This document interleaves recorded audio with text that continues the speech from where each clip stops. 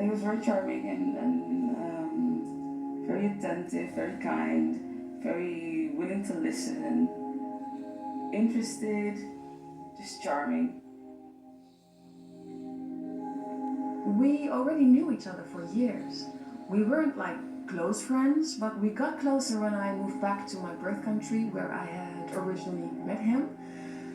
And I was alone with a baby and he was there for me. I mean, emotionally, he was very nice and helpful, and we had really good talks at that time. In the beginning, my ex was the perfect woman, the woman that I always dreamt about. You know, in every aspect, she would treat me like my dreams. You know, perfect. Like, he wanted a lot of my attention. Now that would be a red flag, but then it felt very flattering. I was like, wow, he really likes me because he really wants to talk to me, he wants to spend a lot of time with me, he wants to Skype, even though I just saw him an hour ago, but then it felt very flattering. I wasn't used to being acknowledged in that way. A month or two later, we were living together. She just made me feel really fantastic. I don't know, it's like a drug or something. We know how it is when you fall in love the first time, but this was something extra special. What changed was, it's kind of hard to describe because it's so subtle. Just little things about me. How do I explain this? Don't put your shoes over there. Don't wear these pants. Don't lay on the bed like this. Don't, whatever, you know? The abuse, it built up very gradually, so you don't recognize it as abuse because he made it seem like there was just this argument or this discussion that we had to get out of, this problem we needed to solve together, even though it was his created problem that I had nothing to do with. It was ambiguous enough to believe that it wasn't really a thing. Maybe I was just being too sensitive, you know? But it started with, digs at how I looked. It was when we met friends. He would say, the way you talk, I don't like the way you talk. And it just gradually progressed to him, you know, kicking me, grabbing my throat, and then denying it, you know?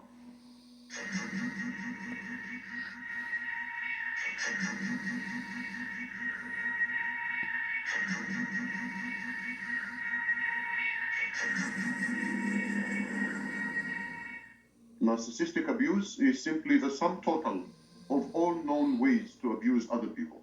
It could be physical, could be emotional, could be verbal, could be psychological, could be financial, could be legal. Narcissistic abuse is impersonal, precise, devastating, accurate. It's like a cruise missile. It homes in on the victim and eradicates the victim, annihilates the victim.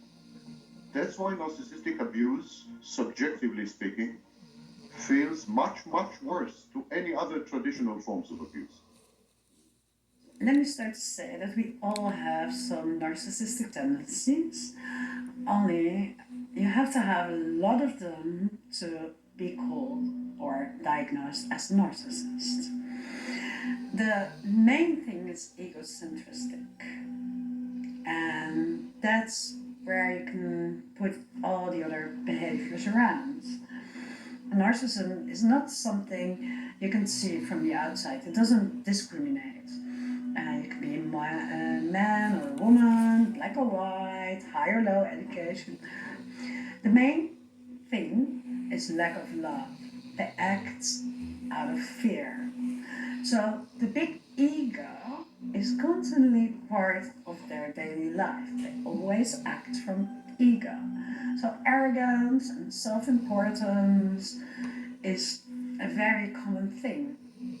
And if you always act from fear, it means you are gonna be on top of everybody else, what they do. You want to control and manipulate everything.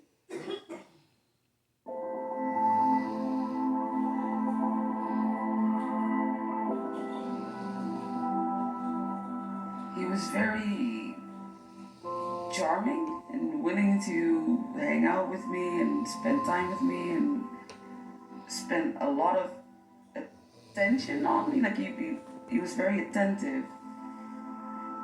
Where she would really make me feel like this is our place, this is our little nest, and you're my prince on the white horse, and I'm gonna treat you like you've always wanted to be treated, and I'll pamper you and all that stuff. So it was the best thing that you can imagine.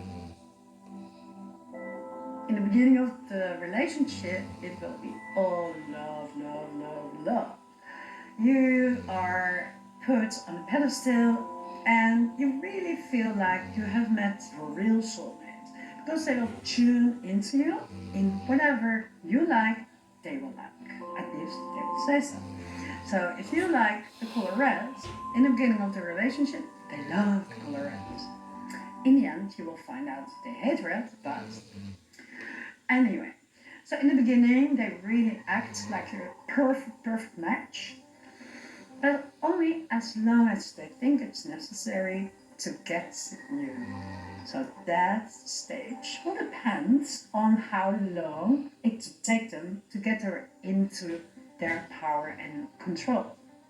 So you can say that it's going all well until you get married, or until you will be pregnant, or until you are at least within their control and they think you can't get out anymore. So whatever way, then it will stop. Things start to change quite quickly after a couple of weeks.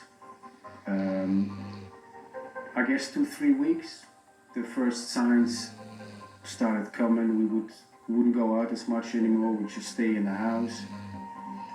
I think it had to happen gradually, or else it would have been too noticeable, and then I would have checked out earlier. But because it happened so slowly, I was taken for a loop, really. It started with him criticizing everything I did, from me parenting my son, to my work, to the way I looked, my friends. Even the way I organized the dishes, I had to do it in exact the same way he did it, otherwise he'd explode. She would put me down quite a lot, you know, like, you're not that great a musician because otherwise you would have made it already. You know, you try to make this Indian dish, but you know, this is not the way an Indian dish should be. She would criticize most of my life, actually. You know, new pants, new haircut. Everything from how you talk to how you dress to the choices that you make to the people that you hang out with, the TV that you watch, the music that you listen to, the way you look at people on the street. He critiqued everything.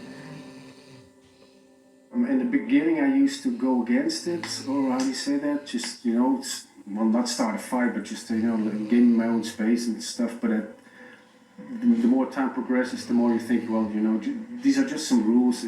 There's something with her that makes her do this kind of thing. I don't care where I put the shoes. I'll put the shoes wherever I want, wherever she wants me to put them. And I didn't really feel anything about that anymore. I just did it, you know, like a puppy or something. But when I would drive home, I was thinking, she's crossing some lines or something.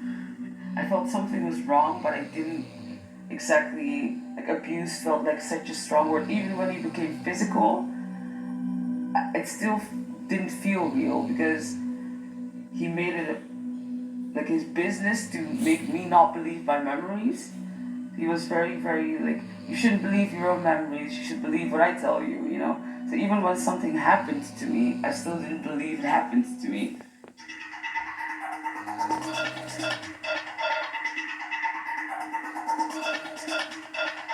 The narcissist divides all people into two basic groups.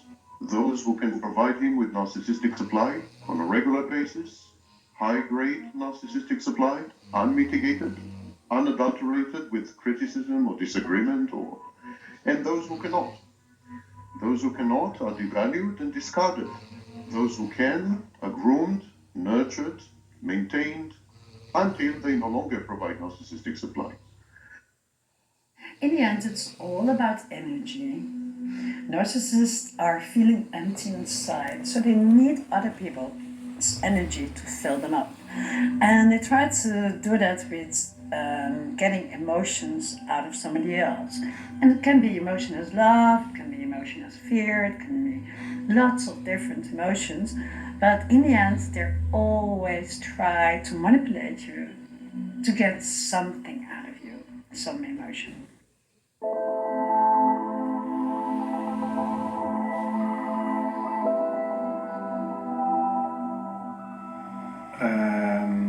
When she abused me, it made me feel mostly like it was all my fault. That I did this to myself. That she was there in my life for a reason, and that reason was to change me because I'm an asshole, and without her I would stay the asshole unless I listened to her and behaved the way she told me to behave. Then I would become a better person. So it made me feel like, well, not worthless, but like I had to be grateful to her because she discovered those things in me that were not okay, and she was there to change them for me as long as I listened to her. The first thing that changed was my feeling, I guess. He had helped me after I moved back to the Netherlands and let me stay at his house for like 2 or 3 weeks until I had my own place. And it was a hard time for me, you know, rebuilding my life from scratch, being a single mom, but he was taking credit for it. When we got into a relationship, he was constantly saying like he made me. It is even weird to repeat that, knowing how hard I worked to start up my new life here. He was saying that I wouldn't have accomplished anything without him and would rub that into my face whenever there was an argument. I was actually feeling quite proud of myself, of how well I dealt with that situation, because I came here into this country with nothing. But it was like he wanted to take that pride away from me. I had to be thankful, which of course I was, but even thankful to him for the things I accomplished myself. The abuse was detrimental to my self-esteem. Like, if I had any when I entered the relationship, I had none when I left it. Like, honestly, he annihilated any piece of self-esteem I still had left. He made me feel very small and insecure, and in the long term he made me lose my self-esteem and my self-worth, and everything that was important to me, it seemed to be gone after a while.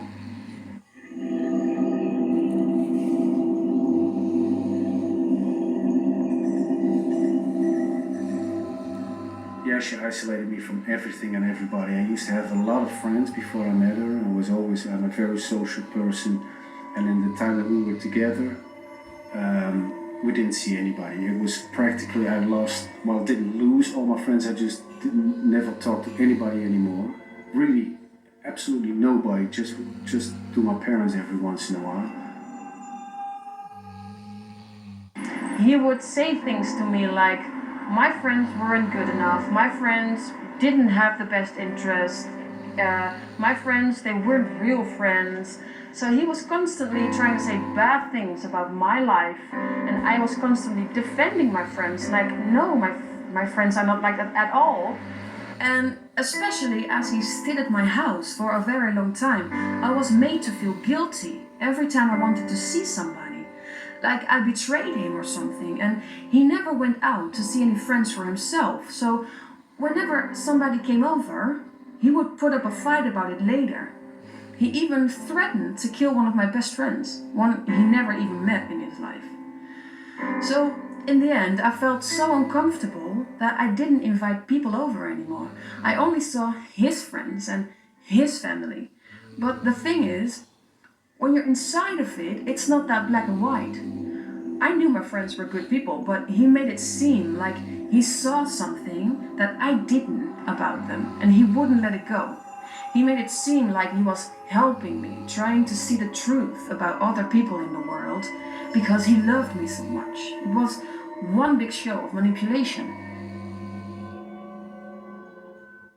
they will try to break the bonds between anybody you're close connected with or anybody you love, and to gain more power and control over you. So they will destroy anything which gets in their way. So your connection with your family might be sabotaged. You will get into fights because of them with your friends. They will try to do everything to destroy your social network. Another part of the isolation, I always used to live in the city.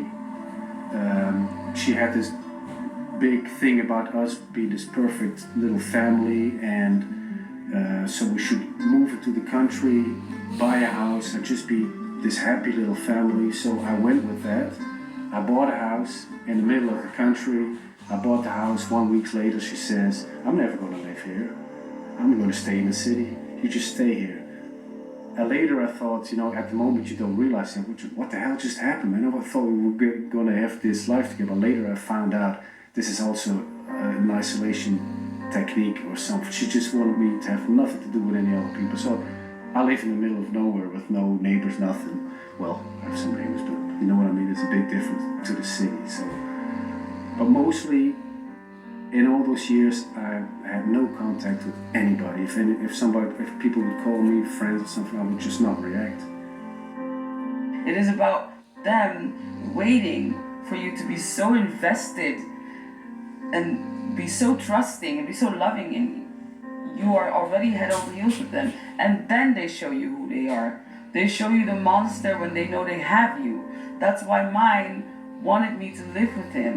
That's why mine wanted to claim me so that I couldn't go anywhere the moment he showed me his true self. He wanted total control over my life. He wanted control over the things I did, the people I saw, but also he wanted control over the way I was thinking.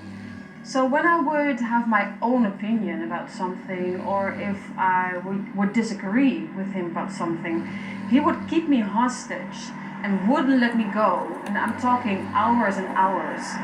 He wouldn't let me go until I agreed with him. And the funny thing is, sometimes it felt like brainwashing. In the end, after many, many hours of him having him scream at me and making his own statements clear, I felt like, yeah, well, maybe he is right, even though I knew, like, this doesn't make sense. He made like the weirdest things sound good. And then when he would be gone and I would come back into my own energy, I felt like, why did I believe him? So why do we experience that psychopaths want absolute control over people in their environment, and often also just one person in their environment? It is because they are really damaged little children who have not received, in many cases, the attention they needed to be able to develop themselves. And then it becomes an obsession for them to control somebody so that they do the exact thing that they think they need to fulfill their need. I mistook this control for love because I could see him make an effort and I could see him always coming back. And I wasn't used to that. And so I thought, well, he must really care about me. But I didn't see that it had nothing to do with love. It had everything to do with him controlling me and seeing me as his, like he owned me. Many victims believe that the person they are dealing with, whether it be a psychopath or a narcissist or both, that he or she loves them, whereas what they experience is a show, but a very convincing show. They are seeing a convincing mask, a perfection mask. Most people, when they hear the term psychopath, think that psychopaths are these serial killers. These cases exist, but they are very rare. Most psychopaths never go to jail. They just walk among us in society. If you walk on the street and you pass 20 people, statistically, you have encountered one psychopath.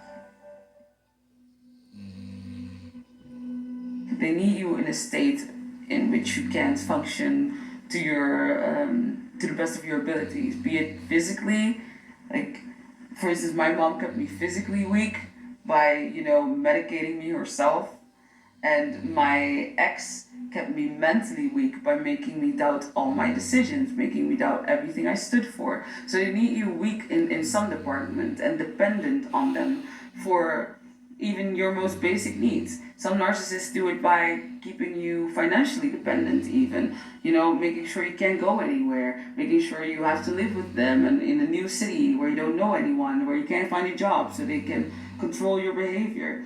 So they need you in a weakened state to have influence. A majority of people who suffer from narcissistic personality disorder are also psychopaths because they have no functioning conscience.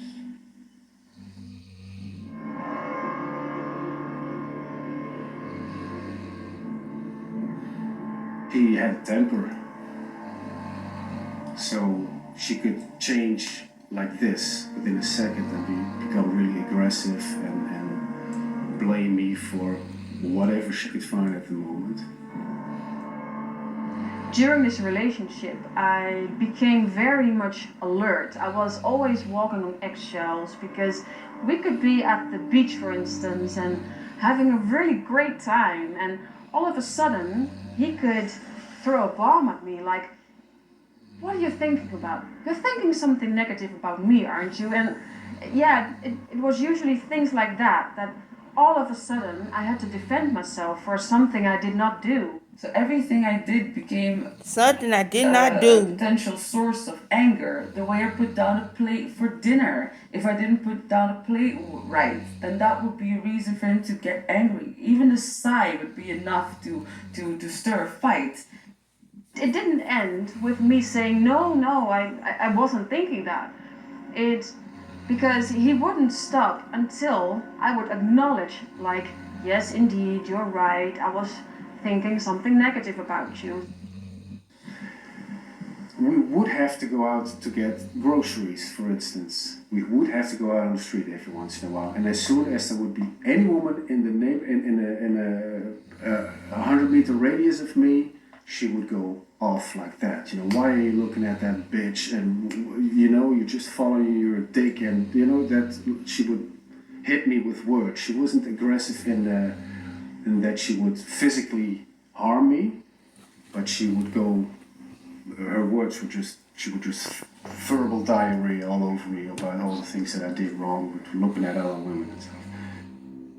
Me wanting to watch Dr. Phil when I came from my work would be a reason to doubt my intelligence, to say, like, how can you be so simple? You're so feeble-minded that you can watch this stuff.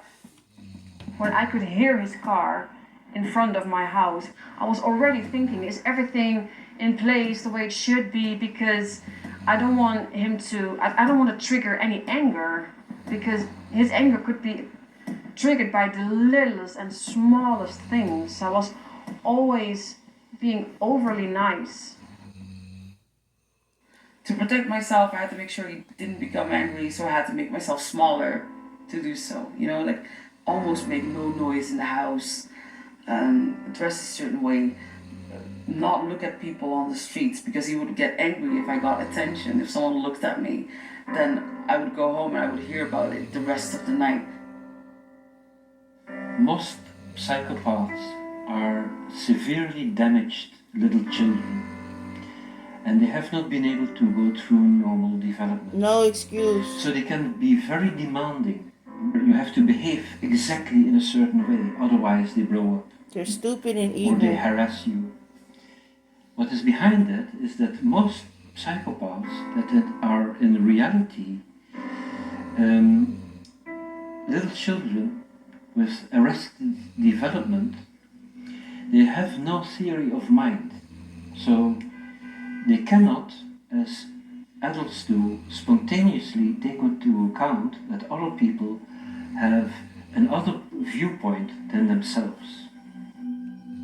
She had like, how do you say that? A monopoly on the truth. I don't know if that is the right way to say it. Like everything she would say would be the truth and the only truth. No matter what the topic would be about, if it was something on the news, her opinion was the truth. So there was no way of arguing with her. You couldn't. I mean, if you would be talking about politics or relationships with other people, or the kind of music you like, or which kind of games or films you like, her opinion was the truth.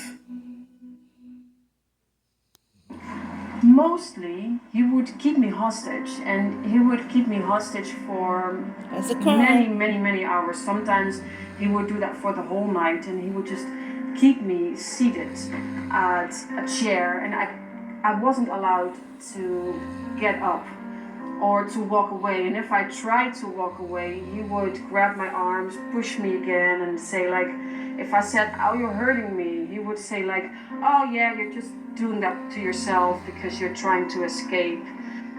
Yeah, and he didn't just kind of push you up through the hall. He didn't just kind of kick you, he kicked you down. He didn't just, he told you you were hard to love or you were unattractive. That's abuse.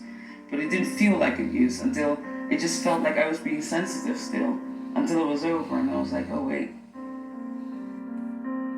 Unfortunately, most people don't recognize narcissistic abuse.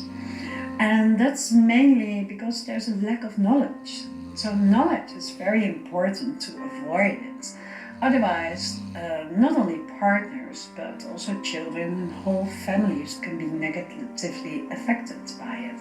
It's one of the most dangerous forms of abuse, even if it doesn't give any bruises sometimes.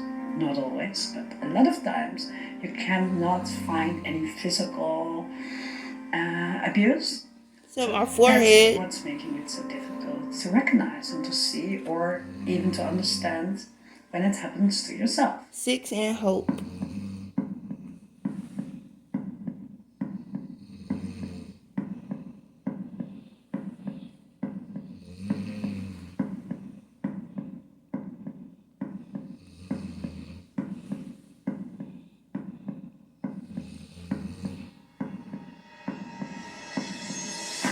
When I found out I was allergic to gluten, I felt so much better after I stopped eating them. But he, instead of being happy that his girlfriend was feeling better, he was constantly, on a daily basis, telling me I looked horrible, that I was just making it up. He was saying like, yeah, it's all in your mind. You're not allergic to gluten. You're just crazy. Psychopaths often try to convince a prey that he or she is crazy. And when they succeed in making someone doubt himself, they weaken that person immensely. Because doubt very quickly makes you lose your energy, makes you lose your self-confidence, and then they can more easily move you around, manipulate you, make you doubt yourself even more. This is how to pray. Who is stalking who? I don't stalk them or their narcissistic abuse, their lies, their petty, their failures, their sick. Who's stalking who?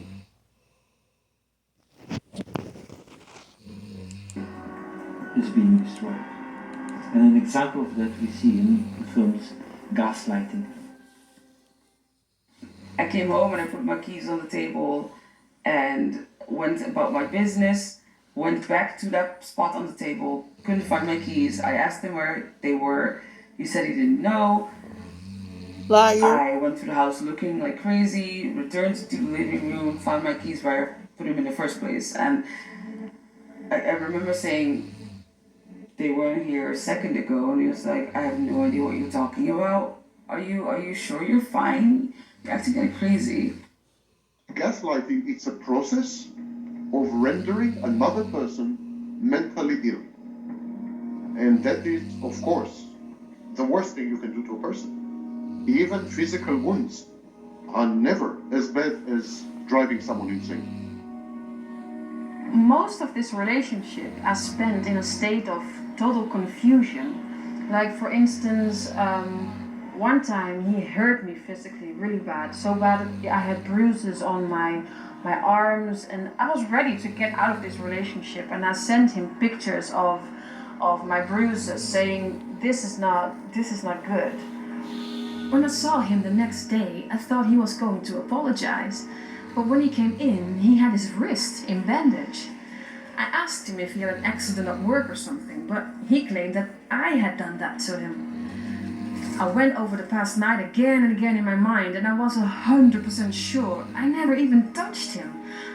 But then I could see his wrist in bandage, and it got me really confused. He told me I was crazy. He told me there was something wrong with my memory, and instead of doubting him and his manipulative tactics, I doubted myself. I had no idea what gaslighting was, and that he was just trying to stop me from going to the police. And even though deep down, I knew I hadn't done anything wrong, I felt guilty anyway, and I stayed in the relationship. Gaslighting is relentless. It is planned. It is evil. There's no respite. There's no retreat. No way to avoid it. The abuser gaslights you via the phone, via chats, physically, online, offline. There's nowhere to escape. There's nowhere to go. And the voice of the abuser is inside your head forever, the introjet. So you can't even escape the abuser by going no contact. That's the only abuse technique where no contact doesn't work. I came up with the strategy of no contact in 1997, and immediately victims told me, yes, I can go no contact if he beats me, I can go no contact if he shouts at me, I can go no contact if he steals my money, but how do I go no contact if his voice is inside my mind, telling me all the time, you're crazy, you see you're crazy, you see you're delusional, you see you have hallucinations, you see, how do I get rid of this voice? And indeed you can't. This voice goes with you. And it goes with you long after the relationship is over. That's the main problem with gaslighting. You doubt yourself essentially forever. I absolutely believed I was crazy, so much so that I went to the psychologist and sat there and looked at that woman in all seriousness and said, I think I'm crazy. I think I've completely lost my entire mind. That's how much I believed it. I started becoming paranoid. I started becoming anxious because I didn't believe my own reality. I didn't even believe my own memories. When he grabbed my throat and denied it, I was like, you know what, maybe my memory is off. That's how insane I felt. She called me crazy every day. Especially when I would, when she got caught on certain things, like for instance the cheating or stealing money from me or whatever. If you confront her with something that she did, she would go crazy, and she would, call me crazy for thinking that.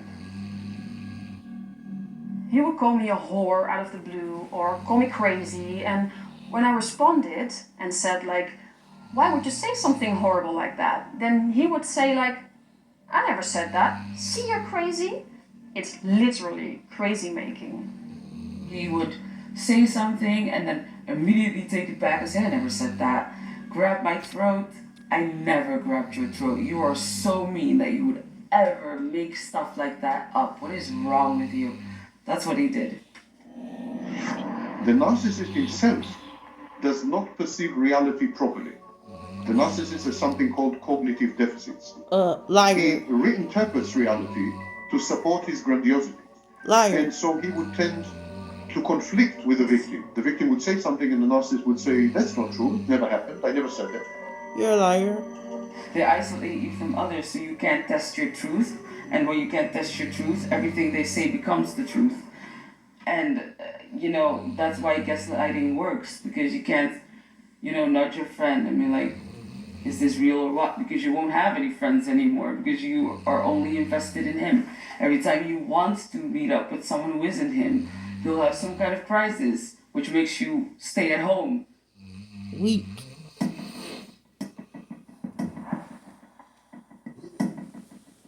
She was cheating on me, and not with one person, with a lot of people.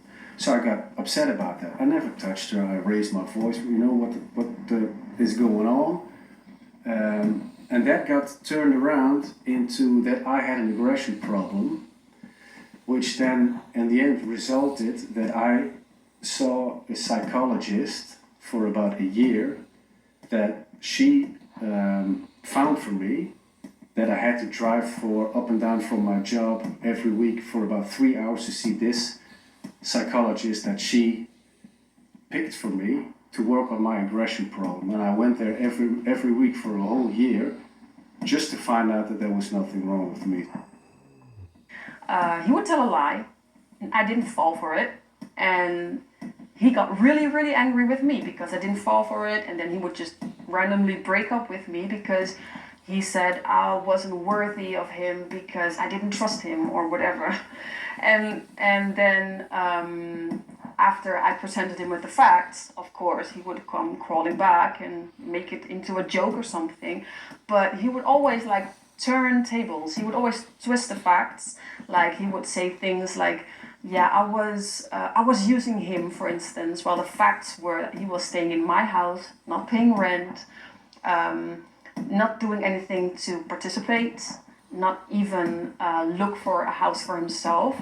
So yeah, he would every time he felt like he was doing something that was imbalanced, he would just blame somebody else so he didn't have to take responsibility for it. The narcissist doesn't want to feel certain feelings by himself. So that's why he's going to project it onto somebody else. So the behavior is just totally turn around. Everything he does, he will put on you.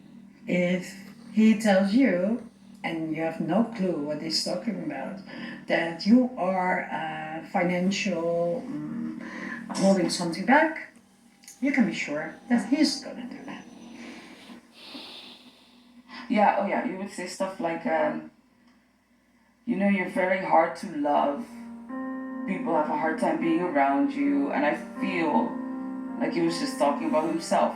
He knew that he was hard to be around. He knew he was hard to love. That part. And he just projected all of that on me, like saying I was very argumentative, knowing that he cannot be in a company without getting into an argument with people and stuff like that. He would project all the things he knew he was doing wrong, and he felt probably kind of insecure about onto me, so he didn't have to deal with it himself. Then it was just my problem instead of his.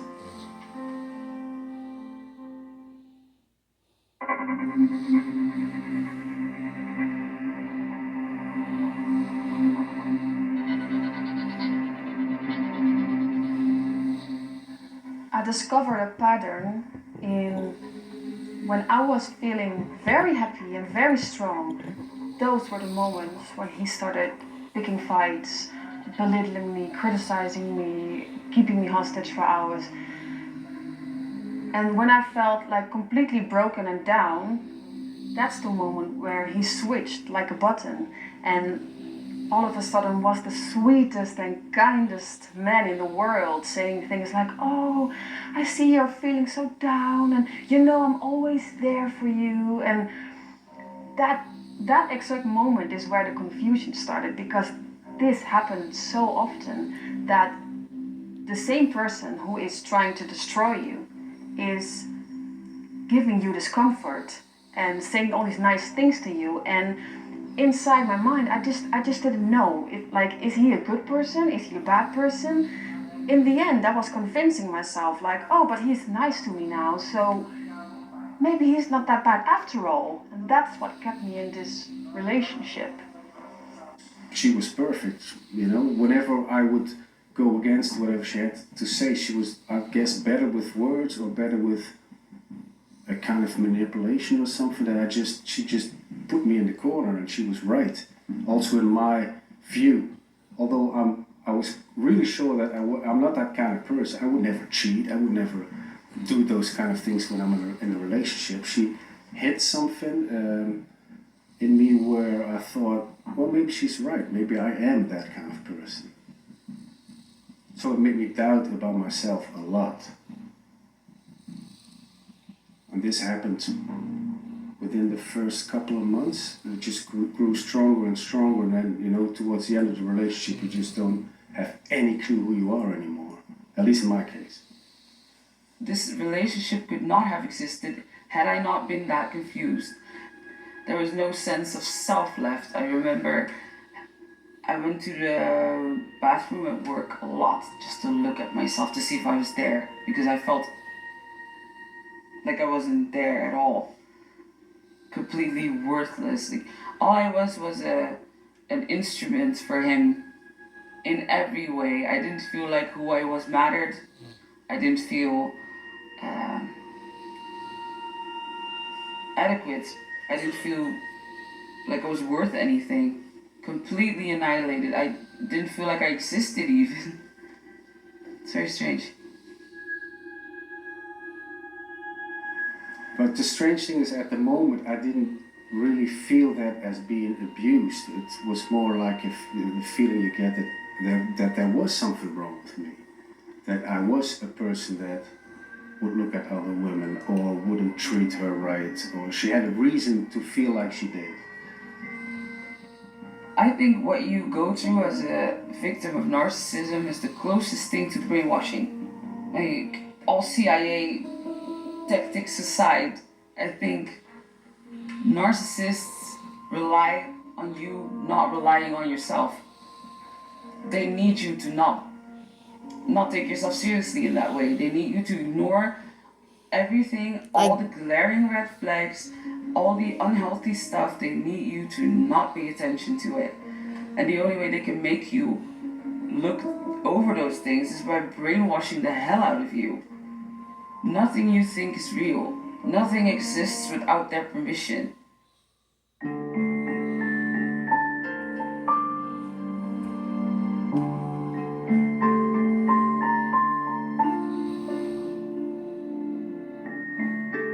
It kept me thinking, like, would I ever, if somebody is like crying and saying, please stop what you're doing, like, would I ever want to continue what I'm doing if somebody is doing that? And I felt like I would just like feel so guilty. And that exact feeling, that was lacking in him. He never felt guilt. He never felt remorse.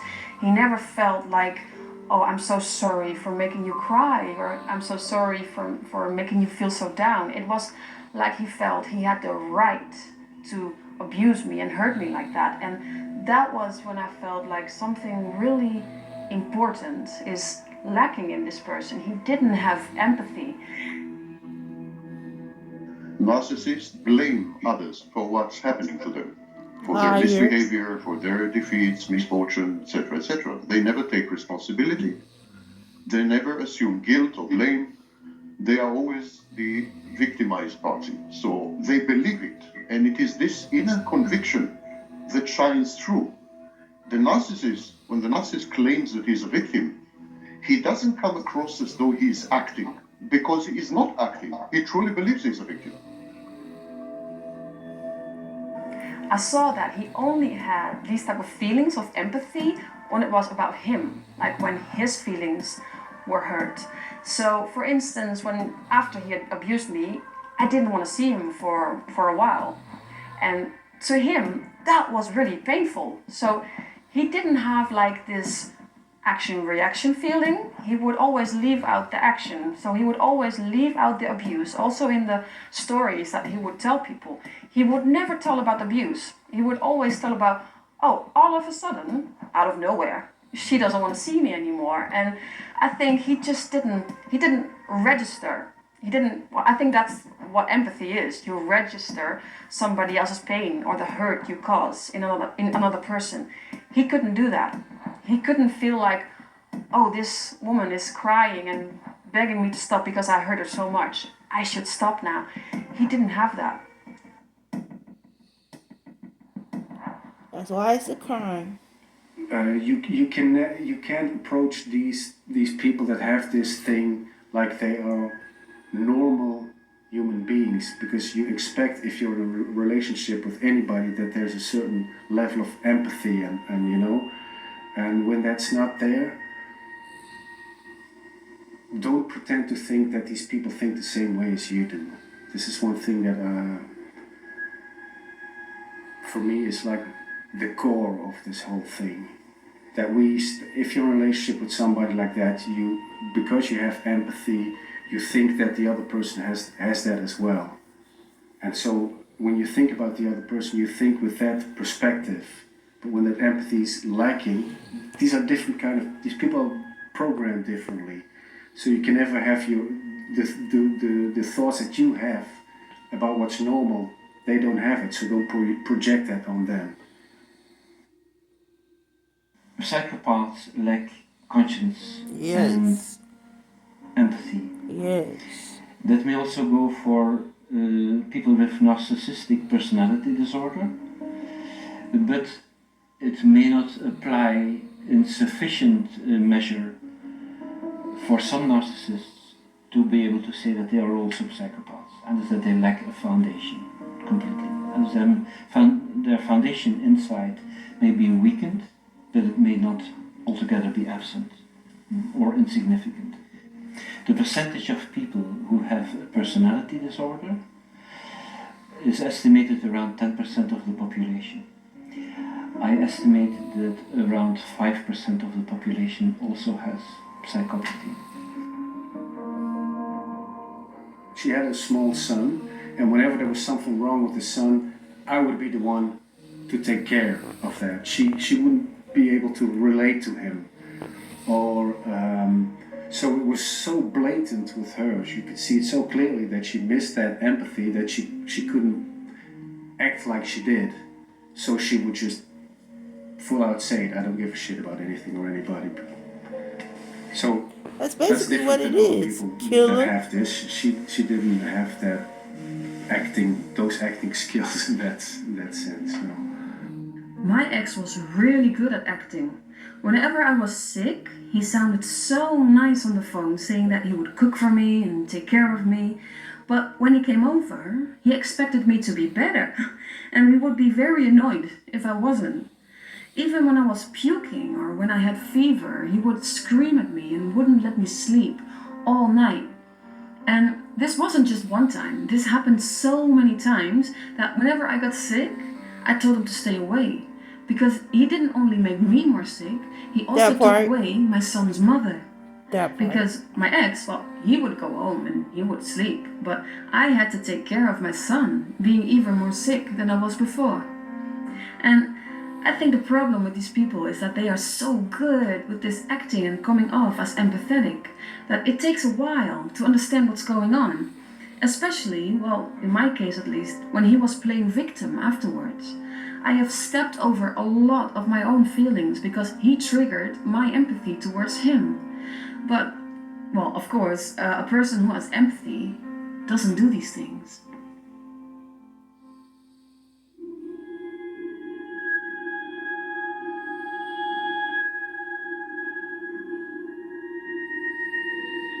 You are not OG Stanley Tiki Williams. You know, if we would, I don't know, watch tennis, she'd say, well, if I would have started as a kid, I would be better than anybody. If it was about music, literature, whatever, you know, her opinions about any topic would be better than anybody else's.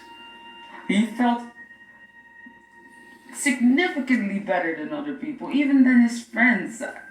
They were the only people who had patience with him for, I think, unhealthy reasons, you know. But even them, he would look down on. He would look down on everyone. It's so lonely being the king of your castle, you know, like the king of the hill. I constantly had to prove I was loyal, had to prove I loved him, had to prove he was the best man alive, and he would always come up with reasons why my love wasn't true and would randomly accuse me of things. And even before things happened, he would go like, I know you're going to do this or you're going to do that, and it would be something really, really bad. That was quite the opposite of the person I am or what I would ever do. And I would ask him, do you have any idea who I am? That part. But to him, he was always right and I was always wrong. He said he knew me better than I knew myself. So whenever he accused me of something, I had no right to defend myself. He was completely unable to see me for who I was and Yep. projected a lot of negativity onto me. Yep. To me, she had the monopoly to the truth. Everything that she would say would be the truth. Her opinion would be the truth. So there was no discussing anything.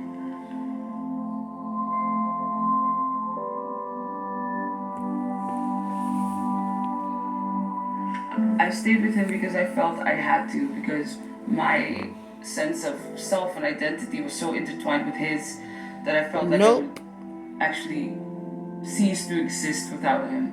Hell And that no. is how completely dysfunctional abuse can be. I felt helpless. I remember daydreaming about someone saving me because I felt I wasn't capable of doing it myself. As a grown woman, I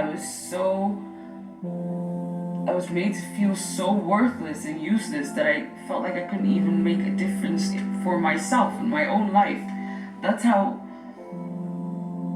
insidious that abuse is. It just plants a seed and then it grows.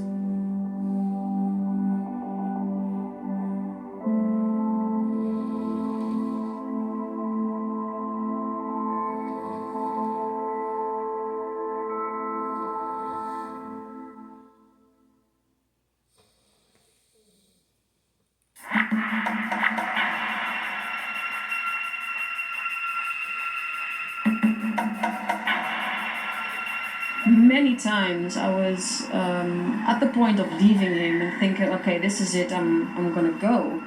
But just at the moment, I really wanted to get out.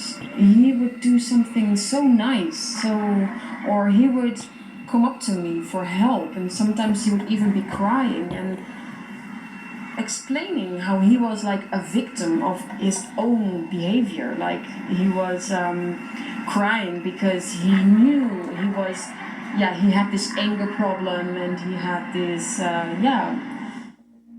People who have strong empathy and who are able to see the unrealized potential inside a psychopath may feel that they cannot leave that person because it's very difficult for them to be not loyal to someone, because they have very strong loyalty to people in general.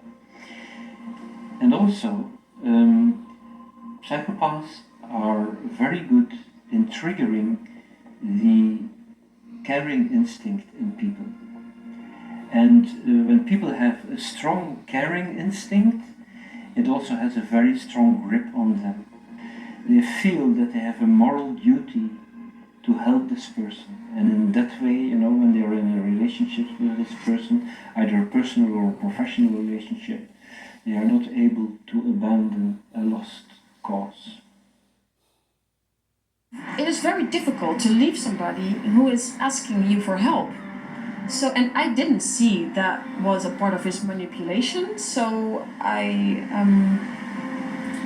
whenever I was helping him, I felt safe. And also, when he asked for help, I thought at the same time he was admitting like there is something wrong and he needs help and there is change. There's going to be a change for the better. So I thought, okay, so when I help him, I will only see this nice guy that I saw in the beginning. I will only see this nice part of him again, and all the abuse is gonna go away. Maybe it was very naive, but it sounded and seemed very sincere the way he presented it. God helps those who help one's own self. So because you're already not yourself anymore, don't have to straight anymore, and you don't know really what's going on, it's really hard to get out.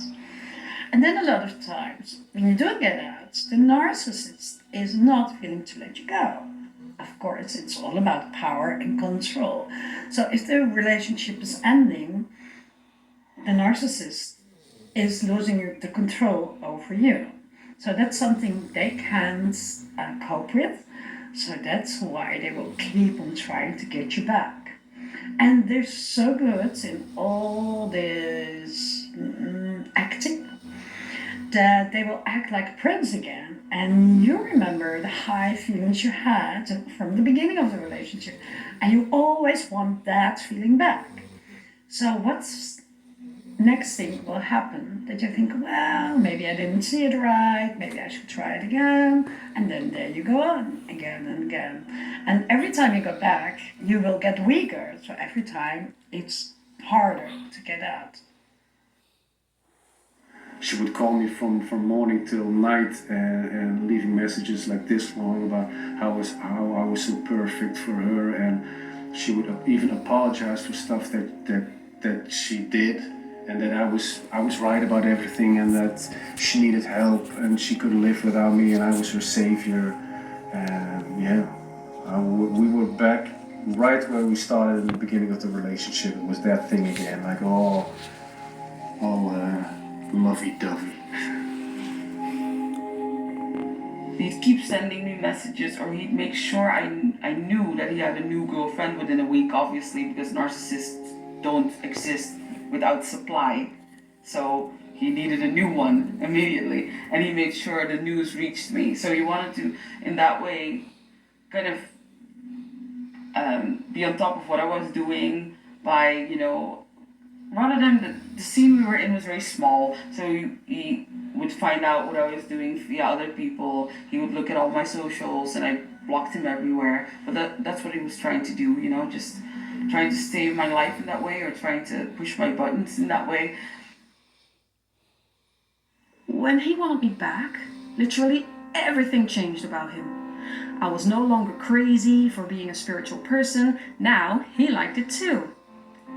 Everything I liked, he liked.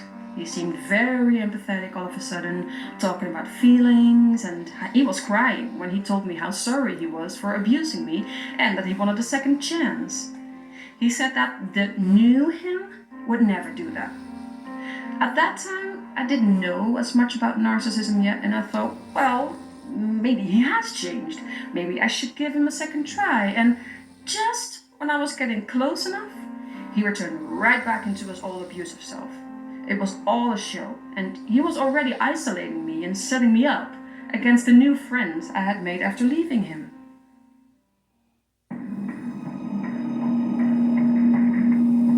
He did threaten me, but in a very, very mean way. I think the meanest way in which to threaten a woman, and that was sexually. He would, of course, if someone is super mean to you, you don't feel like having sex with them, which is, like not rocket science that I didn't want to have sex with him. And then he would threaten me and say, if you don't want to do it, I'll find someone else who will. Good. Which he did. But obviously, it's a very mean way to threaten a woman that's already very insecure. When we were in the relationship, and there were some moments with her that she... I'm a lesbian. I don't want a man. I'm not in a relationship with a man. I especially am not a whore, and I don't want a pimp. And I'm not a blood. I'm a crip.